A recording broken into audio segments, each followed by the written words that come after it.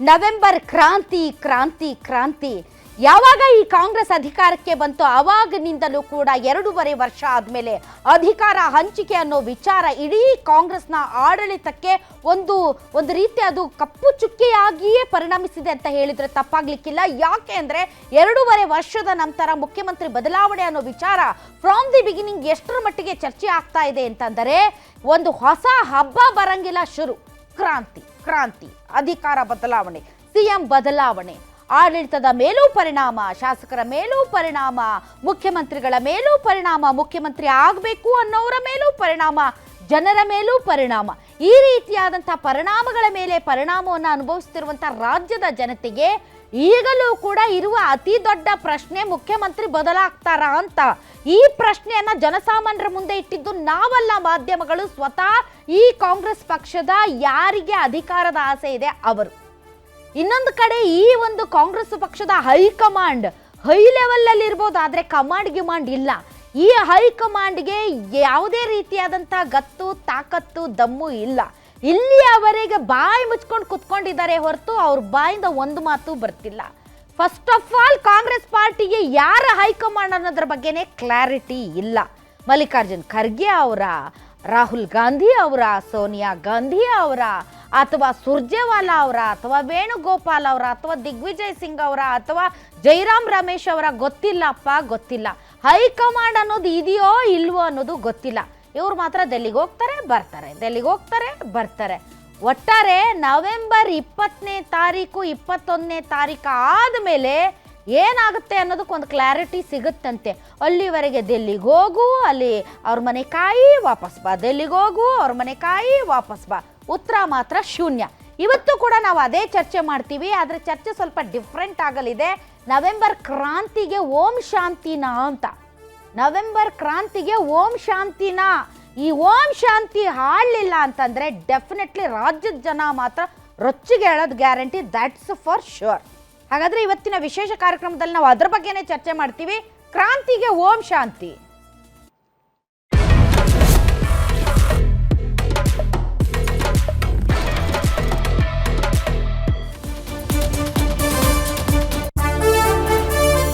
ಕಾಂಗ್ರೆಸ್ನಲ್ಲಿ ನವೆಂಬರ್ ಕ್ರಾಂತಿಗೆ countdown ಶುರುನಾ? ಡಿಸಿಎಂ ಡಿಕೆ ಶಿವಕುಮಾರ್ ಮುಖ್ಯಮಂತ್ರಿ ಪಟ್ಟಕ್ಕೇರೋದು ಫಿಕ್ಸಾ?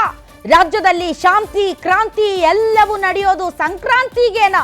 ದೆಹಲಿ ದಂಡಯಾತ್ರೆ ವೇಳೆ ಡಿಕೆಶಿಗೆ ಸಿಕ್ತಾ ಪಟ್ಟಕ್ಕೇರುವ ಭರವಸೆ? ಹೈಕಮಾಂಡ್ ಹೇಳಿದ್ದೇನು? ಡಿಕೆ ಒಪ್ಪಂದಕ್ಕೆ ಒಪ್ಪಿಕೊಂಡ್ರ ಸಿದ್ದರಾಮಯ್ಯ? ಮುಂದೆ ಅಧಿಕಾರ ಹಸ್ತಾಂತರನ? ಸಿದ್ದರಾಮಯ್ಯ ಸಂಪುಟಕ್ಕೆ ಸರ್ಜರಿನಾ? ಸಂಕ್ರಾಂತಿ ಬಳಿಕ ಸಂಪುಟ ಪುನಾರಚನೆ ಆದ್ರೆ ಕಾಂಗ್ರೆಸ್ನಲ್ಲಿ ಏನಾಗುತ್ತೆ? ಮಂತ್ರಿಗಿರಿಗಾರಿ ಆಕಾಂಕ್ಷಿಗಳ ಲಾಬಿ, ಕಾಂಗ್ರೆಸ್ನಲ್ಲಿ ಶಾಂತಿ ಕ್ರಾಂತಿ ಜಟಾಪಟಿ. ಪಕ್ಷಕ್ಕಾಗಿ ದುಡಿದವರು ಅಧಿಕಾರದ ಆಸೆ ಪಟ್ರೆ ತಪ್ಪಿಲ್ಲ ಅಂತಾರೆ ಡಿಕೆಶಿಗೆ ಅವಕಾಶ ಸಿಗಬೇಕು ಅಂತಾರೆ ಬಾಲಕೃಷ್ಣ. ಕಾಂಗ್ರೆಸ್ ಕ್ರಾಂತಿ ಜಟಾಪಟಿಗೆ ಬಿಜೆಪಿ ಜೆಡಿಎಸ್ ನಾಯಕರು ಕೆಂಡಾಮಂಡಲ. ರಾಜ್ಯದಲ್ಲಿ ಹಲವು ಸಮಸ್ಯೆ ಇದೆ, ಆದ್ರೆ ಇವರಿಗೆ ಅಧಿಕಾರದ ಜಪ ಅಂತ ಆಕ್ರೋಶ.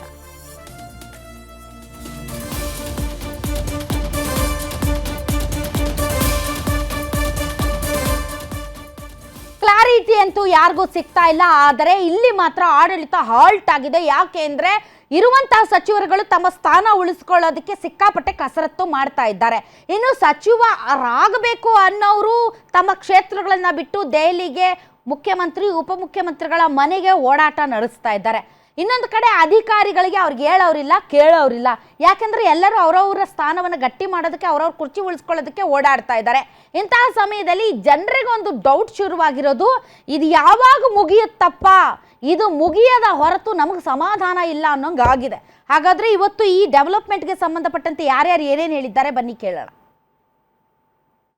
ನಾನೇನು ಭೇಟಿ ಮಾಡಿಲ್ಲ, ನಾನು ಭೇಟಿ ನಾವು ಹೋದಾಗೆಲ್ಲ ಭೇಟಿ ಮಾಡ್ತಾ ಇರ್ತೀವಿ, ಅದು ಬೇರೆ ವಿಚಾರ. ರಾಜಕೀಯಕ್ಕೆ ನಾನೇನು ಭೇಟಿ ಮಾಡಲಿಲ್ಲ. ಎಲ್ಲರಿಗೂ ಹಕ್ಕಿದೆಯಲ್ಲ, MLA ಆದವರು MLC ಆದವರು ಎಲ್ಲರಿಗೂ ಹಕ್ಕಿದೆ. ಎಷ್ಟೋ ಜನಕ್ಕೆ ಏನು ಆಗದೆ ಹೋದವ್ರನ್ನ ನಾಳೆ ಬೆಳಗ್ಗೆ ಮಿನಿಸ್ಟರ್ ಮಾಡೋಂಥ ಅವಕಾಶಗಳು ಹಿಂದೆ ಆಗಿಲ್ವಾ? MLA ಇಲ್ಲದೆ ಹೋದವ್ರನ್ನ MLC ಇಲ್ಲದೆ ಹೋದವ್ರು ಮಂತ್ರಿ ಮಾಡೋಷ್ಟು ಅವಕಾಶ ಮುಖ್ಯಮಂತ್ರಿಗಳು ಇರ್ತದೆ. ಸೊ ಯಾರು ಪಕ್ಷಕ್ಕೋಸ್ಕರ ದುಡಿದಿರ್ತಾರೆ ಅವರೆಲ್ಲ ಏನಾದ್ರು ಒಂದು ಅಧಿಕಾರ ಬೇಕು ಅಂತ ಆಸೆ ಪಡ್ತಾರೆ. ಅವ್ರ ಆಸೆಗೆ ನಾವು ತಪ್ಪು ಅಂತ ಹೇಳಕ್ಕಾಗ್ತದ? ಅವ್ರದೇ ಆದಂತ ರೀತಿಯಲ್ಲಿ ಪಕ್ಷಕ್ಕೋಸ್ಕರ ಹೋರಾಟ ಮಾಡಿರ್ತಾರೆ, ತ್ಯಾಗ ಮಾಡಿರ್ತಾರೆ, ಶ್ರಮ ಪಟ್ಟಿರ್ತಾರೆ. ಸೊ ಅದೇನು ತಪ್ಪೇನಿಲ್ಲ. ಈ ಎಲ್ಲರೂ ಶಾಸ್ತ್ರ ಗಿಸ್ತ್ರ ಇದ್ರೆ ಗಿರಿಗಿರಿ ಶಾಸ್ತ್ರದವರು ಕೇಳಿ ಅವ್ರು ಮಾತಾಡ್ಬೋದು. ಸೊ ನಾವು ಕಾದು ನೋಡೋಣ ಯಾವಾಗ ಮಾಡ್ತಾರೋದು ವರಿಷ್ಠರಿಗೆ ಬಿಟ್ಟಂಥ ವಿಚಾರ ಅದು ನೋಡೋಣ, ಕಾದು ನೋಡೋಣ.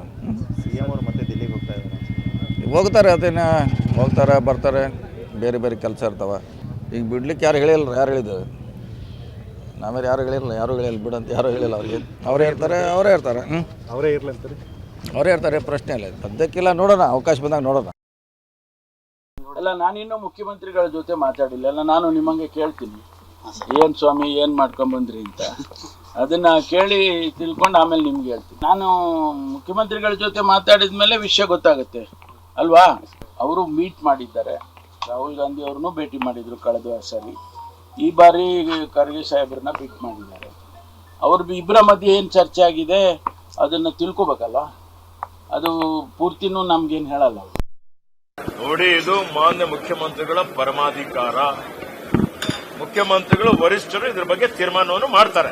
ಯಾವುದೇ ಜಗ್ಗಾಟ ಇಲ್ಲ, ಯಾವುದೇ ಗೊಂದಲ ಇಲ್ಲ, ಯಾವುದೇ ಸಮಸ್ಯೆನೂ ಇಲ್ಲ. ಬಹಳ ಅತ್ಯಂತ ಉತ್ತಮ ರೀತಿಯಲ್ಲಿ ಆಡಳಿತವನ್ನು ಕೊಡ್ತಾ ಇದ್ದೇವೆ. ಕೊಟ್ಟ ಭರವಸೆಗಳನ್ನು ಈಡೇರಿಸಿದ್ದೇವೆ. ಇವತ್ತು ಪ್ರತಿಪಕ್ಷದವರು ಹೊಟ್ಟೆ ಕಿಚ್ಚಿನಿಂದ ಇಲ್ಲ ಸಲ್ಲದ ಆರೋಪಗಳನ್ನು ಮಾಡ್ತಾ ಇದ್ದಾರೆ. ಏನಾರು ಉಪಮುಖ್ಯಮಂತ್ರಿಗಳು ನಿಮ್ಮ ಹತ್ರ ಚರ್ಚೆ ಮಾಡಿದಾರಾ, ನಾನು ಪಟ್ಟಿಡ್ದಿದ್ದೀನಿ ಅಂತ ನೀವು ಮಾಧ್ಯಮದಲ್ಲಿ ಅದನ್ನು ವಿಶ್ಲೇಷಣೆ ಮಾಡ್ತಾ ಇದ್ದೀರಾ ಅಷ್ಟೇ. ಬಟ್ ನನಗೆ ಆ ವಿಚಾರ ನನಗೆ ಗೊತ್ತಿಲ್ಲ. ಅದು ಅವ್ರು ಪಟ್ಟಿಡ್ದಿದ್ದಾರೆ, ದೆಹಲಿಗೆ ಹೋಗಿರ್ತಕ್ಕಂಥದ್ದು ನನಗೆ ಗೊತ್ತು, ಮತ್ತು ಹೈಕಮಾಂಡ್ ಜೊತೆ ಮಾತಾಡಿರ್ತಕ್ಕಂಥದ್ದು ಗೊತ್ತು. ಬಟ್ ಯಾವ ವಿಚಾರ ಮಾತಾಡಿದ್ದಾರೆ, ಏನು ವಿಚಾರ ಚರ್ಚೆ ಮಾಡಿದ್ದಾರೆ ಅಂತಕ್ಕಂಥ ಮಾಹಿತಿ ನನಗಿಲ್ಲ. ಖಂಡಿತ ಅದರಲ್ಲಿ ಎರಡು ಮಾತಿಲ್ಲ. ಅವ್ರಿಗೂ ಒಂದು ಅವಕಾಶ ಕೊಡಲೇಬೇಕು ಅಂತಕ್ಕಂಥದ್ದು ನನ್ನ ಅಭಿಪ್ರಾಯ ಕೂಡ ಇದೆ. ಆದರೆ ನಾಳೆನೇ ಬೇಕು, ಇವತ್ತೇ ತೀರ್ಮಾನ ಆಗ್ಬಿಡ್ಬೇಕು ಅಂತಕ್ಕಂಥದ್ದಲ್ಲ, ಅದನ್ನು ಹೈಕಮಾಂಡ್ ಸೂಕ್ತ. ಒಂದು ಲಾಸ್ಟ್ ಟೈಮ್ ನಾನು ನಿಗಮ ಕೊಟ್ಟಾಗ ನಾನು ಬೇಡ ಅಂತ ಬರೆದಿದ್ದೆ. ಯಾಕೆ ಅಂತ ಕೇಳಿದ್ರು, ಇಲ್ಲ ಸರ್ ಮಂತ್ರಿ ಪದವಿ ನನಗೊಂಚೂರು ಮಂತ್ರಿ ಪದವಿ ಕೊಡಿ, ನಾನು ಭಾಗ ಡೆವಲಪ್ಮೆಂಟ್ ಮಾಡ್ಕೋಬೇಕು ಅಂತ ಉಪಮುಖ್ಯಮಂತ್ರಿ ಮಾಡಿದ್ದೆ. ಅವ್ರು ಆಯಿತು, ನೆಕ್ಸ್ಟ್ ಮುಂದಿನ ತಿಂಗಳು ರೀಸೆಪ್ಪಲ್ಲಿ ಒಂದು ಅವಕಾಶ ಪ್ರಯತ್ನ ಪಡ್ತೀವಿ ಅಂತ ಹೇಳಿದ್ದಾರೆ. ಅದರ ಒಂದು ಆಸೆ ನನಗಿದೆ. ಮಾನ್ಯ ಮುಖ್ಯಮಂತ್ರಿಗಳು ಉಪಮುಖ್ಯಮಂತ್ರಿಗಳಿಗೆ ಖಂಡಿತವಾಗ್ಲೂ ನನ್ನ ನಿಷ್ಠೆ ಏನು ಅಂತ ಗೊತ್ತು.